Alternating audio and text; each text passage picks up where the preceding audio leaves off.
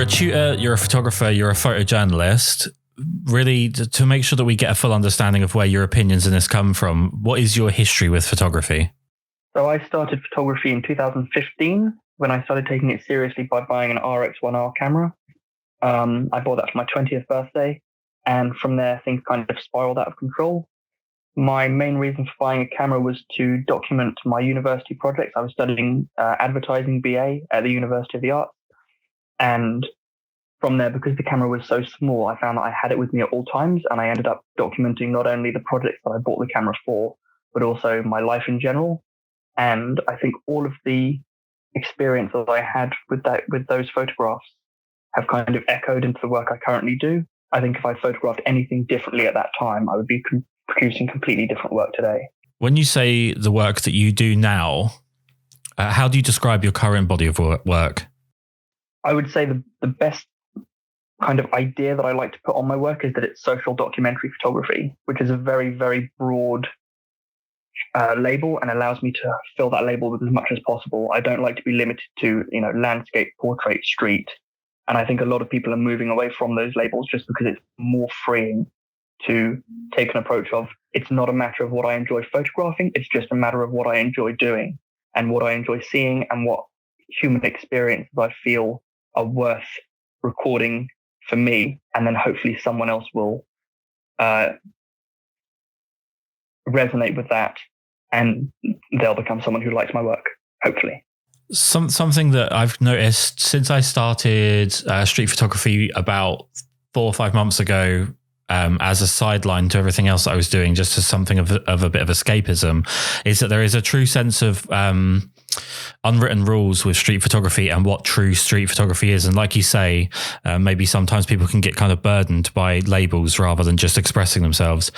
In your opinion, what is true street photography? That's a controversial question. I think that street photography is whatever people want it to be. The same way that a valid portrait photograph can just be, a wrinkle in a strip of fabric, and that can represent a person. I think that there are the classic street photographers who I respect, who shoot with the kind of Magnum style. I think that there's a new wave approach to street photography which contains different values in terms of more anonymity and mystery and aesthetic. And I think that they're all valid ways of photographing. But to say one thing is street photography or isn't depends on who you're talking to. I think there'll be people who you understand respect certain areas of the craft, and you can talk to them in terms of real or not real or valid. But I think regardless of whether something's true to a genre, it's more important that it be true to yourself. So if something goes into my portfolio and then I feel it doesn't fit for me, that's more important than deciding whether or not it fits the genre I feel I'm shooting in. So essentially, I feel like there's two sides to the unwritten rules of street photography. One side being kind of the ethics of the technicalities of what you're doing, your focal length, your f-stop, and the manner in which you present your work. And then the other side with the conduct, especially when it comes to less advantaged subjects. And I guess my question would be to do with the issues of having an online community kind of creating a set of unwritten rules from which you have to kind of work within, and you have to work towards a certain standard based on a collective idea of what is ethically and technically correct. So I think that any question of gatekeeping, when it's done on the individual level, is acceptable. But as soon as someone else's restrictions are affecting you, is when it starts to be a little bit more difficult, and when you should start to tune that out and just respect your own process and make your own decisions. I think anyone who worries too much about the kinds of issues that people talk about online probably hasn't addressed those issues enough in their own work to have an informed opinion about it. The best moral stances you can hold are ones that you form based on those experiences. And if you don't have those experiences, you're shying away from them. You're not going to form them enough to know whether or not a certain type of work works better for you or not. What do you make of the perceived rise of poverty tourism and the use of impoverished countries for street photography in a leisurely sense? That's an interesting question. I've had a few discussions about this since my travels to Morocco and India. I think that there's, if the specific reason for travel is you have some urge to document a very negative side of the human experience, that's probably admirable. If you're going to document that and do something serious with it, that's fine. There's also a line of photographers a line of thinking within photographers who, because those areas are so trodden by the classics, by the great photographers who came before them, there's an urge to kind of revisit those spaces. And because they're kind of stuck in this area of space where they haven't changed much, you can still go and see some very classic scenes, some very old-timey feeling environments, simply because they haven't been gentrified enough the same way that a lot of what Western photographers are used to have been. You're able to access not only spaces that those photographers were in, but spaces that are very accurate to the kinds of things those photographers were photographing, if that makes sense. Yeah. But I think if you're simply using it as a cheap and easy way to find free models or to find an aesthetic photograph that doesn't say anything more than just possessing the aesthetic of that space, then that's probably something that you should look at yourself. But I don't think any country has objected to more tourism, whatever your reason is, and whether you're a regular tourist or a photo, specific tourist, you're still going to be spending your money. Everyone's going to be taking photos regardless of whether or not you identify as a photographer. So anyone who's taking those moral questions on and actually thinking about it is probably in a better position to be documenting those issues. I think I'm probably going to ask this question in a macro sense, but what's the difference in your opinion between a street photographer and a photojournalist? I have a good soundbite for that one. I think that a photojournalist, the setting is defined by the story, and in street photography, the story is defined by the setting.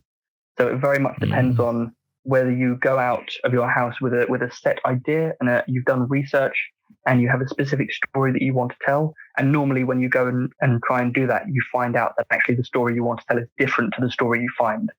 And you make adjustments and then you produce a body of work around that initial concept. But street photography, the way that differs from photojournalism is it's a lot more about being in a space, seeing what's going on in that space, and then forming and figuring out those stories around that. In your opinion, is the value of photojournalism diminishing in an age where everyone's got a mobile phone and everyone's taking pictures with it? An interesting question. I think that the value of photojournalism is stronger than it's ever been, but the value of photojournalists is maybe seen to be lesser than it has been. I think that anyone who's, with family or on a night out or whatever it is, taking selfies on their iPhone is a photojournalist. They are journaling their life through photos, which is the most literal sense of that word. But because everyone has the access to those tools, it means that you can lose respect for what it is that a photojournalist is actually producing. Because I think if you were followed around for a few days on your day-to-day life, your selfies and your snapshots are going to look very different to what that photojournalist is taking of you. It's a very different interpretation of events. It's a very the image ought to have more of a flow to it, more of a structure, and tells a very clear story, even though those images might actually mean less to you than those selfies. But I think that the role of the genre is strong, but the role of the person who produces that genre probably is becoming weaker. But I don't think that as an industry, it's something to be massively concerned about. And I've heard a good food analogy is that just because anyone can make a meal in their kitchen doesn't mean you're not going to go out to a restaurant and have a chef prepare it well. And I think the photojournalist, when done well, is that gourmet chef. Something that I don't think gets discussed enough is the emotional toll of photojournalism on the photographer. Obviously, like you said about going out with a directive of what you're kind of chasing. I think kind of once the picture's been produced, that's kind of the end of the story for the photographer in a sense to a lot of people. But obviously, that photographer is a person. What is the emotional toll of photojournalism on the photographer? I'm very lucky that I haven't yet had any severe trauma as a result of taking photographs, even though I photographed some pretty serious issues and things that for other photojournalists they might find difficult. I have some fairly odd views, I think, to some social issues and some social taboo issues like death or homeless issues, for example. So when I photograph those things, I'm perceiving them from a different stance as someone who maybe, for example, religious or, deeply empathetic. And I think that for those photojournalists, the work that they produce is based around those feelings, or can be based around those feelings. So I don't know that I'm massively equipped to answer that question personally, but I do know that other photojournalists who I've worked with and who have photographed similar issues do come away with very different experiences. I know that there are some good services in terms of mental health support, much better today than there were, 20, 30 years ago. So it's very good that any photojournalist who is, putting too much of themselves into those kinds of issues, or taking too much of those issues into themselves, should definitely talk to someone about it. So what is your perspective then when you're doing this work? What makes you different? I don't necessarily think that there's anything that makes me specifically different to other photojournalists. And as I said, I haven't yet had that deep resonating experience of truly negative documentation to be working with. And it's not something that I would actively seek out, but it's never something that I would turn away from to photograph. I think that my experience as a street photographer means that I'm looking for the more emotional side of things. And I tend to move away from the aesthetic side, which means that when I'm documenting something serious, I'm always going for the face, for their emotion, which means a lot of eye contact with whoever's, if someone's suffering or if someone's experiencing something, there's no way to escape that for me, and there's no way to escape that in the photograph. I don't think that's a different way of going about things, but I do think that there's a level that needs to be achieved in separation, because the point of the image, or my role in making that image, is to make sure as many people experience that moment as possible. And in order to do that, I have to not experience it myself. And I think that's easier for some people than others. And I don't know that it's something people should be actively seeking out. But if you do feel that you're equipped to do it, then I would encourage you to, because I don't think there are enough people working in the industry who do manage to produce that kind of story as a result of their experiences. Do you think that the people that have a different take on those kind of scenes would produce different work based on their own empathy, or their own ability to kind of deal with seeing people in these kind of crises? Absolutely. And I don't even think it, I think it goes beyond even that. I think to even find yourself in that situation, to be in a certain country at a certain time, documenting a certain space, you have to be a certain type of person who has maybe a connection to those people, a connection to the issues. There'll always be something that draws someone to a space. And if something is occurring that's worth documenting, then the very fact that drew them there is going to have an influence on the way they document it. Whereas if someone doesn't want to be there, if it's just their 9 to 5, they're there to take some snapshots, then that will definitely show in their images as well. With the lack of or reduced freedom of movement for people in general, but especially street photographers and potentially photojournalists, do you think that's going to cause a skewed perspective on the pandemic's effects societally? So I think that right now, the kind of images that are coming out are very based around a certain set of shared experiences that we're having. We're getting the experience of being indoors. We're getting the experiences of those doctors and nurses working on the front lines. And we're getting the experiences of photojournalists who are looking for the people who are breaching the current lockdown restrictions. And altogether, that's telling a story of, those who are obeying, those who are fighting the good fight, and those who are disobeying. And I think that as time goes on, those experiences are going to become more varied, and we're going to see more changes in behavior, even in small ways, the way that people, now interact with things, the way people touch things less, for example. And I think that those kinds of images are what's going to matter in terms of a socio-historic relevancy to this time period, will be those behavior changes in human nature, and not something, iconic and very visual, like people overcrowding a park on a sunny day. I think that the way that photojournalists have been working has so far been very much based around those restrictions. I think that it's a good thing that the government, at least in this country, has allowed photojournalists and journalists in general to continue to fulfill the role of a key worker, which gives them the freedom of movement to an extent to continue to cover stories. I think the main thing people are currently taken aback by is just the sheer emptiness. And out of the street photographers I know who are, continuing to manage to work, that emptiness is really getting to them, because it's that access to everyday life that they usually rely on that's now been completely taken away, which means that the options are to document your own life and the changes that you're currently making, in your own home, or to figure out a way to reach out and tell other stories. So what I've been able to do is access some of the charities that are still working in London, including the Hare Krishnas, who run a charity called Food for All, which is also known as Food for Life.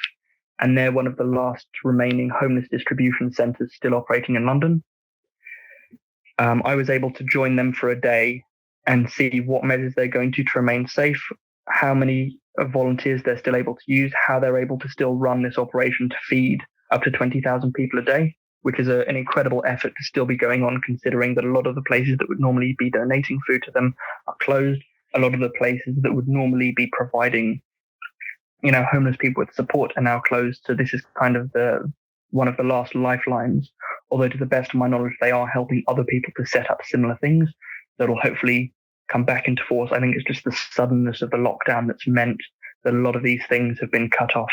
Would it be fair to say that one of the tricks to be best... okay, let me try that again. Would it be fair to say that one of the best ways for you to sort of best document what you're seeing is to act like you're not part of it, or to act like you are part of it? That's definitely a case-by-case question. I think for some things where it's, very emotional, very difficult. I mean, not even negatively.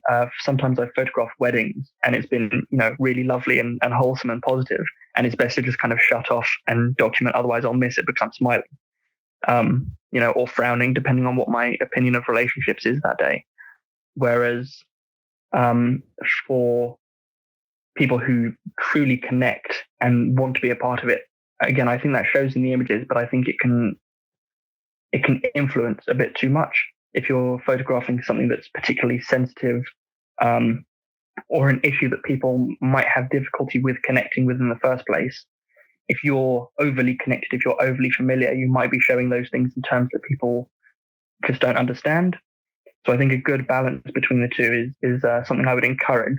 But, if you're really feeling that a certain vibe is the way to go with a story, then for sure go for it. But also try and take the balanced shots that are a little bit more reserved, a little bit held back. And I think when you review the images afterwards, you'll know which ones are going to impact you. But also, if you don't, it's perfectly valid to reach out to your peers and say, hey, which of these allows you to connect better to the subject? And almost always when I've reached out to people, they've had a decent answer. Usually neither of them.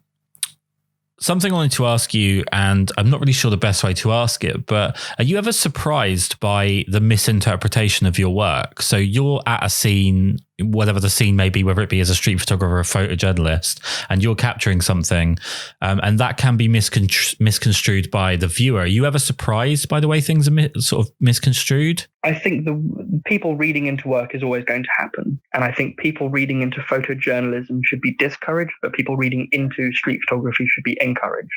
I think one of the differences between the two genres is that if it's photojournalism, it's got to tell the story no matter what, which means you can rely on captions or other illustrations or other photographs to do it.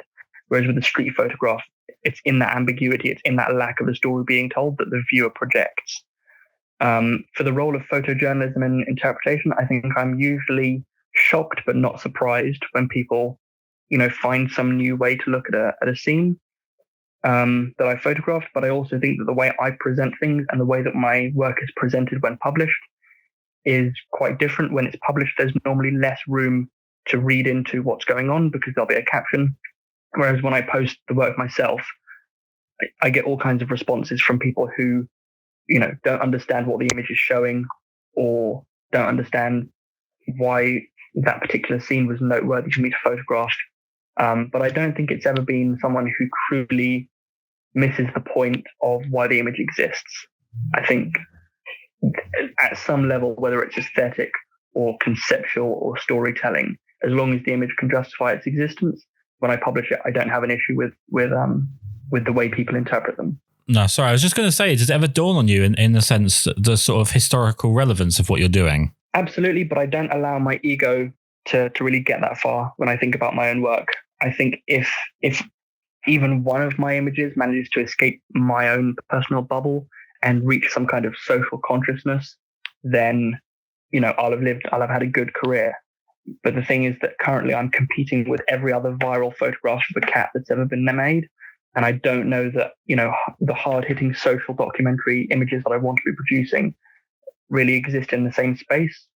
So what I'm going for at the moment is to be at the least achieve some kind of knowledge and hopefully respect of my peers, and do what I can to guide my students when I teach towards a direction where they're able to better compete with everything else that's demanding people's attention these days. Who are your influences in photojournalism at the moment?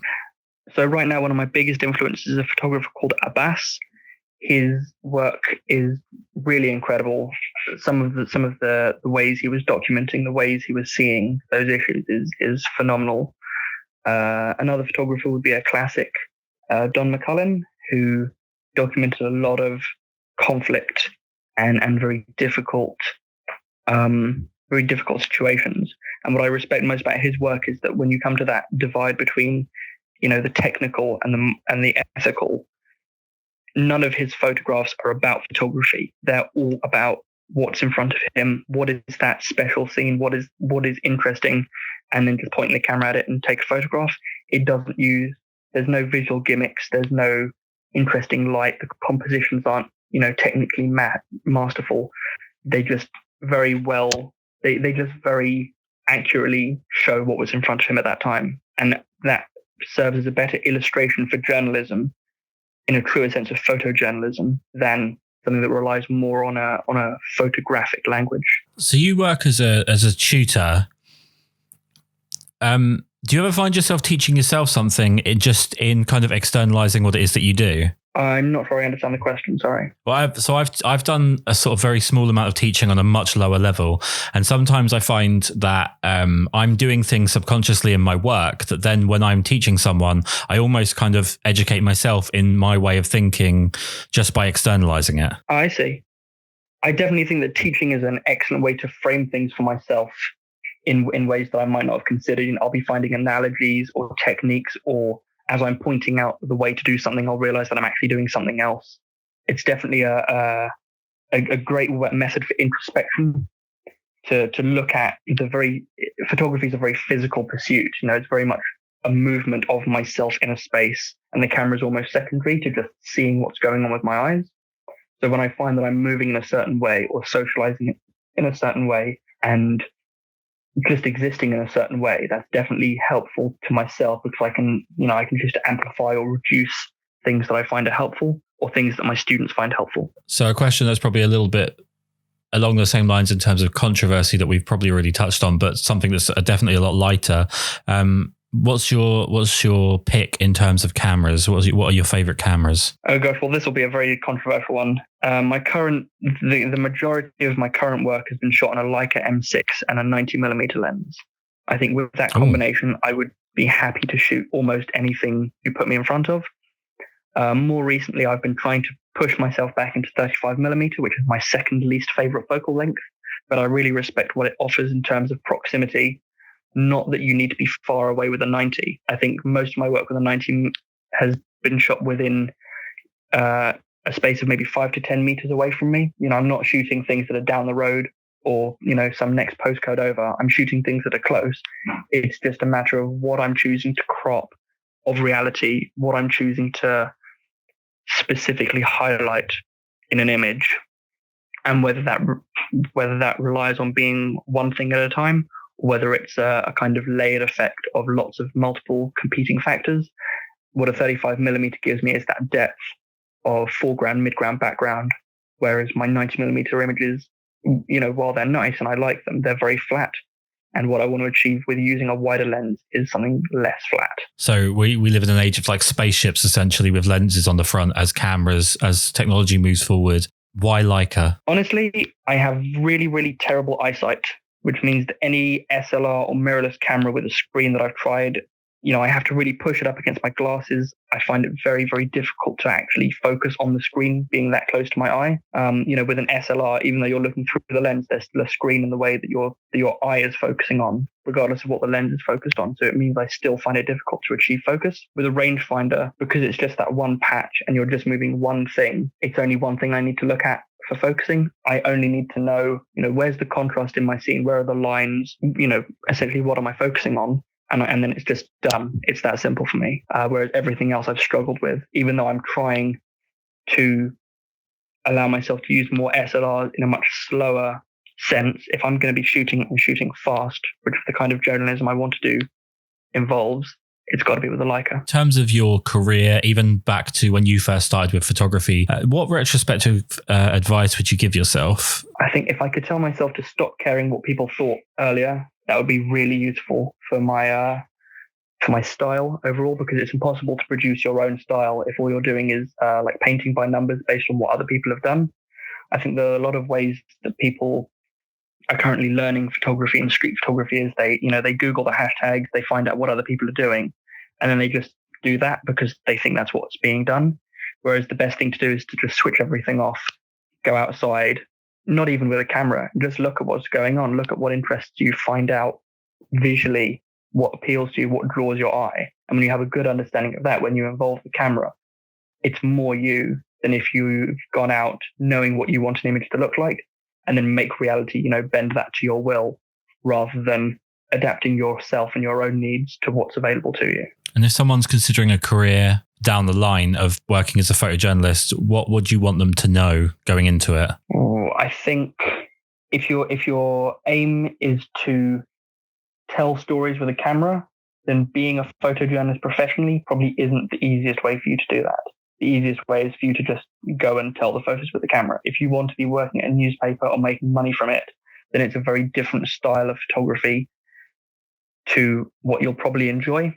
There are a lot of compromises that need to be made in order to tell a story on a front page on a newspaper in one photograph. Whereas I think the kind of journalism that I want to be doing is longer form. It'll work better in books and magazines than telling one image in one story. I think in terms of advice for people looking to do it as a career, probably get a second job as well for as long as it needs.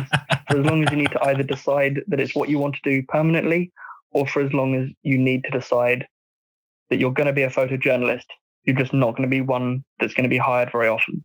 The kind of photojournalism that I do that's paid is not the kind of stuff that I publish. It's more, corporate events, music gigs, weddings, things that are personal, me to my client. What story do they want me to tell? One of my favorite things to document is behind the scenes on production. I've done movies, advertising, television shows. That's a lot of fun. But those kinds of clients are based around who you know, not how good your work is. Because if it was about how good your work is, you'd see a lot more good work. But what it really is the director's nephew has a camera. And that's just a kind of sad truth. I think that's a good bit of advice for life. Be someone's nephew, always. Aside from photography, how are you doing at the moment with everything that's going on? How are you coping? How are you staying positive for everything? Gosh, implying that I am. I think that my best defense mechanism is that I've always kind of been antisocial, even though photography showed me that it's easy for me to kind of switch between being in a social space and being in a space where I can reflect on that social space. I'm still very much at home, just at home. So I've been doing a lot of writing. I write for a few different blogs. I've been writing for my own blog. I've been catching up on entries. I've been doing a lot of curation. Hopefully I'll be working towards my first zine, as in my first serious zine that I'll be selling. I'd planned that for the end of this year, but with everything that's going on, I think I'll push it to next year. I've been going on as many walks as possible. I still take my camera with me. There's nothing wrong with looking for kind of still life details, but it is very much empty streets at the moment. So something I like to do at the end of all of these is to make sure that people know where they can find your work, best places to follow you, and to read the stuff that you're currently writing. The best place, the kind of hub for everything for me, is Instagram. I'm at SimonKing_V. And from there's links in my bio to my blog, to any upcoming workshops that I'll be holding. And I post very frequently to my stories with any kind of new publications or new things that are going on with me. Simon, it's been an absolute pleasure. It's been incredibly insightful and interesting. It's a world I've never had a look into. Thank you so much for taking the time to talk to me. Thank you for having me on the show. I really appreciate it.